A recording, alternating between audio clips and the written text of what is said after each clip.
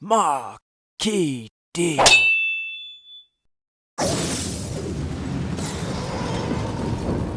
Storylines are the bread and butter of professional wrestling, an important part of any pro wrestling show that helps to keep the viewer interested in the outcome of the wrestling match, and most importantly, something that helped build up to a match at a pay-per-view, and hopefully it would earn the company some big money.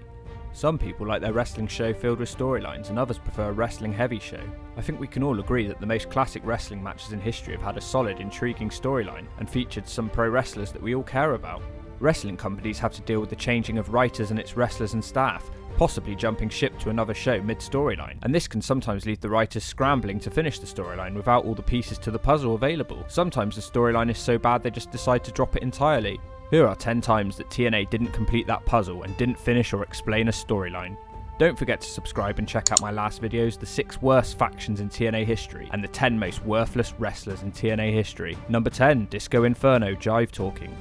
All the way back to NWA TNA episode 7 here, and we're looking at the Disco Inferno, Glenn Gilberti. Who doesn't like disco? Come on. So Disco randomly started doing a talk show segment called Jive Talking. I'm not really sure what the whole point in it was, but it was certainly not Piper's Pit, and it only lasted 3 episodes. On the first episode, Disco's guest was Goldilocks, a TNA interviewer, manager and wannabe rock star. Disco insulted her and told her to show him her tits. He went on to be a complete sexist pig while the audience cheered him and booed Goldilocks for standing up for herself and all the other women in the world. This led to the debut of his female bodyguard, Paulina Gupta, who was in the first series of Tough Enough but left due to an injury. On the next episode, Disco interviewed the Dubs tag team, a hillbilly tag team who had previously wrestled in ECW, and one of the members' stand-up was the future WWE Tag Team Champion Trevor Murdoch. They introduced some stupid DUTT Cup Championship and were on Disco's show just to explain the rules of it. Nobody cared about it, and they went on to lose the championship to a hardcore midget. Oh, early TNA and your obsession with midgets. Paulina Gupta was never seen again on TNA after this show, and it wasn't explained why. The third and final episode was Disco interviewing a fake Baldwin family member who was actually Shark Boy without a mask. He was there to promote a made-up film featuring Carrot Top. I'm not even making this up. How did this end up on TV? Jive Talking was never mentioned again after this, and I can't understand what the whole point was. Number 9, Matt Morgan steals Hogan's robe. Oh boy, Matt Morgan, the DNA of TNA. A man who had so much expected of him and delivered so little. Morgan was on the receiving end of a lot of pushes during his time in TNA, but it never felt like the company were completely behind him, and there's no better example of this than in 2012 when Morgan started a feud with Hawk Hogan. Morgan was complaining about his treatment in the company and claimed they were never behind him. I think he had a good point. Morgan was teaming with Joey Ryan, but behind the scenes Hogan was fighting the TNA writers over what to do with Morgan. The writers wanted to continue Morgan and Ryan as a team, but Hogan wanted to push Morgan as a single star due to his look and size. So because of all this infighting, it can be explained why the storyline fell apart. Morgan invaded Hogan's beach shop on an opening day and stole Hogan's golden robe from the shop, and there was nothing Old Man Hulk could do about it. He started wearing the robe to the ring and it actually kind of suited Morgan. This was all happening during the ill-fated Aces and Eights storyline, so a lot of rubbish was going on during this period. Morgan offered to take the Aces and Eights out in exchange for being named the #1 contender for the heavyweight title, but Hogan refused. Why would you refuse, Hulk, you idiot? He's asking to take the Aces and Eights out. You want rid of them, don't you? We all do. Hogan would eventually make Morgan fight Sting for the #1 contendership, but would lose and was then gone from TNA just afterwards. It's unknown if Hogan ever got his robe back from Matt Morgan, and why Morgan wanted it so much in the first place. Maybe he was short on clothes. Number 8, Jay Bradley, CORGAN'S bodyguard. Look, I really wanted to like Jay Bradley, but unfortunately his entire TNA run was so low-key I doubt anyone even remembers he was there. He had 2 separate runs with the company and they were both pretty bad, although he hardly ever had promo time, and his matches were shorter than a gnat's dick. It's his second run we're going to be looking at here. It was October 2016 and Billy Corgan was cutting awful promos in the ring and ruining the show. However, he was so disliked that he needed protection from everyone around him. Bradley would be that man to protect him. Around this time he'd been renamed Aidan O'Shea, and this was to play up his Irish gimmick. He would often stop wrestlers from barging into Corgan's dressing room, and he also wore a stupid hat. This didn't lead to anything though, and all he ever did was stand outside Corgan's locker room. I can't even remember him having any matches on TV, despite getting some TV time. When Corgan lost control of the company, this led Aidan with no one left to guard, and his stupid hat disappeared along with Corgan shortly after. He remained under contract till 2017, but he barely ever managed to hit anyone with his boomstick clothesline, so he wasn't able to get over. And he just walked around looking miserable all the time. I'd be miserable if I was you too, Jay. Number 7, Dom West is Amazing Red's promoter.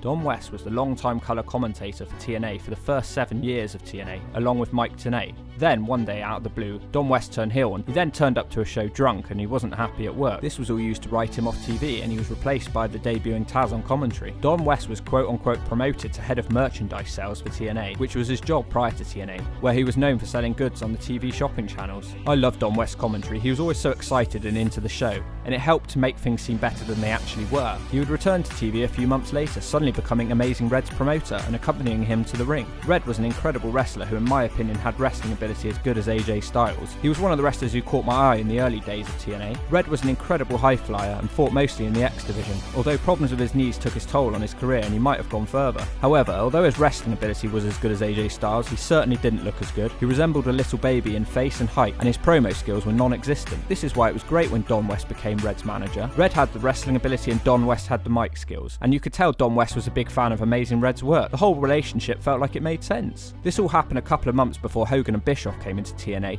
and once they did, it put the kibosh to this whole storyline. It ended without an explanation. This won't be the last time we talk about the Amazing Red in this video. Number 6. Larry ZBYSZKO is AJ Styles' manager.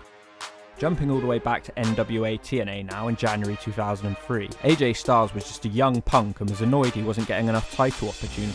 He was confronted by then 51-year-old Larry ZBYSZKO, and they ended up having a match, with AJ beating him in 10 minutes.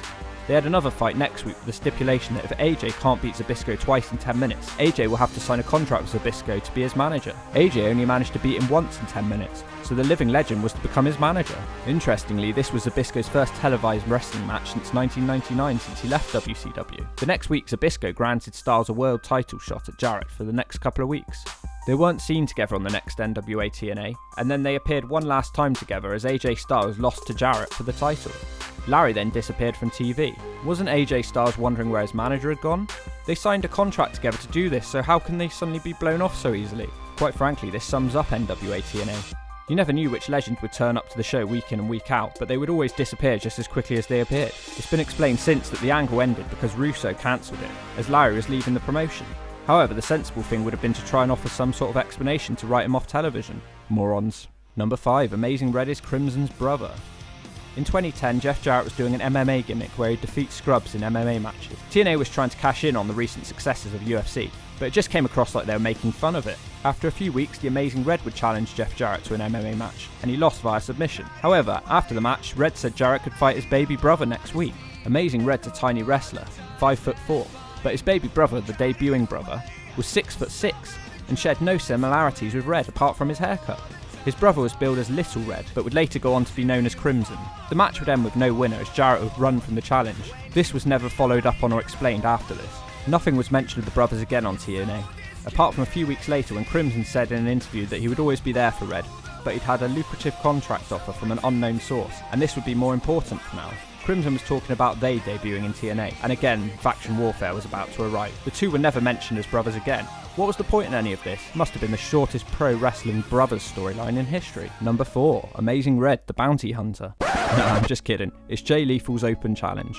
In late 2009, Jay Lethal announced an open challenge to wrestling legends. This was partly done to hype up Hulk Hogan's arrival in the company. First he took on Jim the Anvil Neidhart, who was so overweight he looked pregnant. He could barely move and he just looked a bit sad. He promptly beat Jay Lethal though. The next week Lethal took on Tatanka, who was in slightly better shape than the Anvil, and he was still able to move around the ring. He also beat Lethal. This wasn't going very well for Lethal, but I'm sure this was all going to lead to some sort of awesome payoff, like a debut of a new wrestler or the return of a TNA legend who isn't on day release from the old people's home. Well, it didn't, and the angle was quickly dropped and never mentioned again. I guess Hulk Hogan didn't want to do the job to Lethal. Number 3. Jackie GAYDA, Planet Jarrett. In 2005, TNA hired former WWE diva and Tough Enough contestant Jackie GAYDA. She came into the company trying to blackmail Jeff, although it was never revealed what she actually held over him. She claimed Gail Kim had taken the spot that Jeff had promised her. After going back and forth with Jarrett and Kim, threatening to blackmail them, the storyline took an interesting turn. Alex Shelley, during his paparazzi production gimmick, filmed Jackie doing something, and Jarrett threatened Jackie that if she didn't join his Planet Jarrett stable, he would put the video on the internet. It was never revealed what the video actually was, as Jackie left the company as she was pregnant. Do you know what I love in a wrestling storyline? 2 blackmail secrets, neither of which are revealed, and then the storyline ends with no payoff. The Claire Lynch AJ Styles storyline gets a lot of hate, but this could be worse. Actually, scratch that. Nothing was worse than Claire Lynch's acting. Number 2. SONJAY, DUTT and SOCAL Val. Please don't make me talk about this storyline. I really don't want to talk about this storyline. I'm really not a fan of any of the performers involved, and this storyline was played with nonsensical booking throughout. So Jay Lethal suddenly has a thing for SOCAL Val. First of all, this relationship came out of nowhere. And second of all, I remember watching this as a teenager and I had no idea who SOCAL Val even was and why she was on my TV screen. Lethal was supposed to get married to SOCAL Val, but Sonjay kept getting in the way as he liked her too. Lethal was getting very irritated by little Sonjay at this point and he beat him up in the ring. Val tried to stop him and she seemed sort of like she had feelings for both of the wrestlers. One day Sonjay pretended Lethal had smashed him with a steel chair when her back was turned to send her into a rage. Okay, does she not watch the show? The second she walks through the curtain, anyone can tell her that it was faked. It was a bit stupid, but oh well, that's pro wrestling, so I'll let them off. After a couple of pay-per-view matches, it turned out that the only way to solve the issue was for SOCAL Val to make a ladder match with an engagement ring hanging above the ring, and Dutt and Lethal would fight it out to see who would marry her. Only in pro wrestling, huh? Anyway, during the match, Val turned on Lethal, allowing Sonjay to win the match and her hand in marriage. For the next couple of weeks, Sonjay and Val were pretty much off TV. They returned a few weeks later, and Lethal and Dutt were both involved in a fatal four-way match, which they both lost. Way to build up intrigue between a feud, TNA. Val was now doing a gold digger gimmick, and Dutt was apparently the son of the richest man in India. That doesn't explain why he gets his food stamps every week. So both of them were now heels and there was potential for a storyline with Jay Lethal. Wrong. The main event Mafia storyline was starting up and the sole focus of the company switched. And a couple of months later, Dutt left the company. So him and SOCAL never even got married, and this was never even explained. What a waste of time. Number 1. Samoa Joe Ninjas. Okay, so how could I not make this number 1? Probably the most infamous one on this list. How could I avoid including it? Probably because it involved one of TNA's biggest stars. This storyline was never explained on TNA, and it took us several years for Joe to even explain it in an interview. In 2009, Samoa Joe was randomly jumped at the end of a TNA episode after he'd just lost a match to Orlando Jordan. Sounds like a bad day. A van pulled up and 3 men attacked him and threw him into the back of a white van. They are known as the Ninjas, although all 3 men looked overweight and were wearing shorts, not like any ninja I've ever seen. The van sped off and Joe was quickly forgotten about. He had been presumably kidnapped and murdered. He wasn't mentioned on TV during this 3 months, and then suddenly he randomly turned back up as a face with zero explanation. He just carried on like everything was normal. 3 months he was gone. TNA casually said, "We haven't seen Joe since he was abducted. I wonder where he's been." Watching this at the time, I couldn't believe they weren't going to explain it. It was just so unprofessional. In an interview in 2014, Joe finally explained what had happened. Russo had wanted to write Joe off TV so he could bring him back as a psychopath. However, Russo didn't call Joe to come back and didn't write any sort of storyline for him. A few months later, they were running out of good guys on the TNA roster, so they decided to bring Joe back in a face spot without any explanation. Joe was annoyed with Russo, but he did enjoy the paid vacation. So, did I miss any out? Let me know in the comment section down below, and don't forget to subscribe to me for more TNA content. And FYI, I separated the storylines from the gimmicks, so if your favourite masked luchador wasn't mentioned in this video, stay tuned, he'll probably be in the next one. Don't forget to subscribe, and thank you very much for watching.